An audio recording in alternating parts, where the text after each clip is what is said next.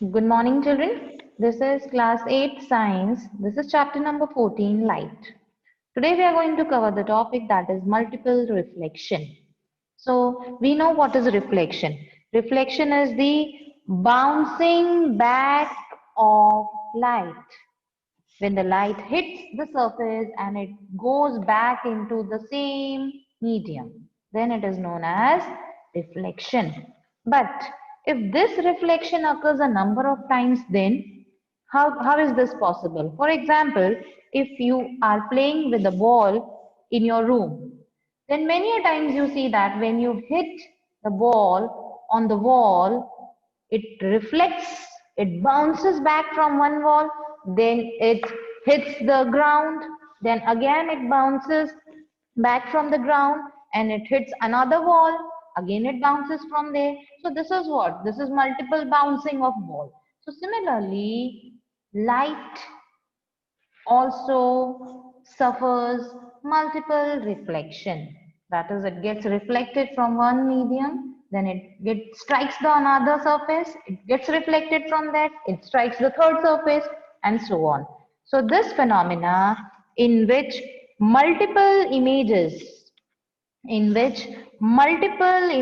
of the object are formed is called multiple reflection. So multiple reflection is the phenomena in which we get multiple images of object. One object is there, but we get many images of the objects, right? Because image for first mirror will act as object for the second mirror, right?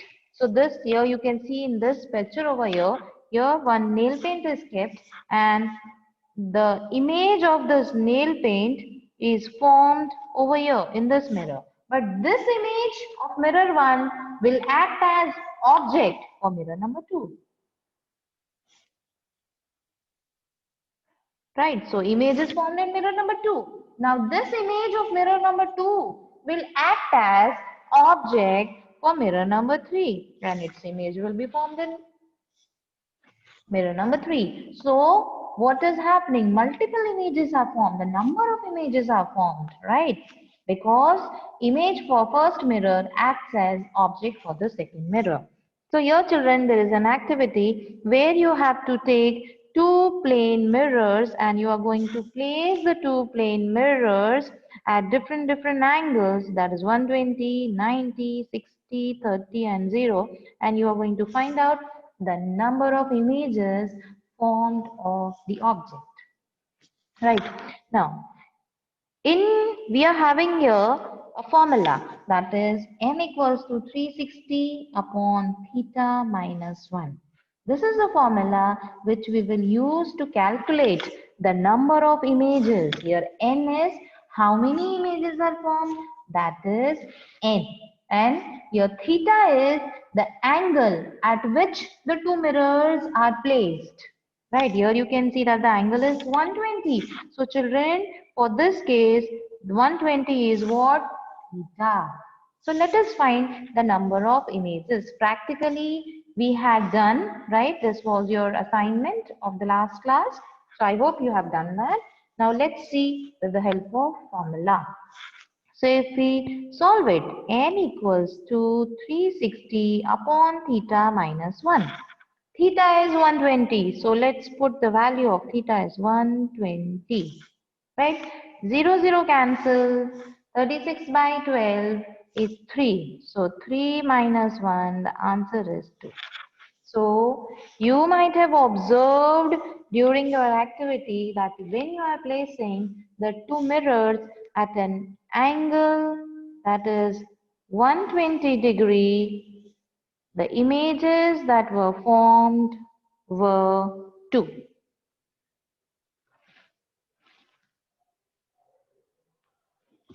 Yes? So the number of images formed are 2, right? So let's write over here the number of images. I'm putting n for here. N is 2 for the first one. Now let's calculate for the angle 90-degree. So the formula is n equals to 360 upon theta minus 1. So we will replace theta by 90 because we are placing the two mirrors at 90 degree to each other. 0, 0 cancel. 9 ones are 9 fours are 4 minus 1. The answer is 3. Right? So how many images are formed now? 3. For 120, 2 images were formed, right? This is for this and this is for 90. Right, beta? Now let's calculate the number of images formed when you are placing the mirrors at an angle that is 60 degree. So formula is again n equals to 360 upon theta minus 1. Let's substitute instead of theta, we are putting 60. 0, 0 cancel. 36 by 6. That is 6 is 36. So 6 minus 1, your answer is 5. So how many images are formed for 60 degree? 5 images. Similarly, children, you can calculate for 30 degree, right? Now let's calculate for 0, parallel, right? Let's calculate for parallel.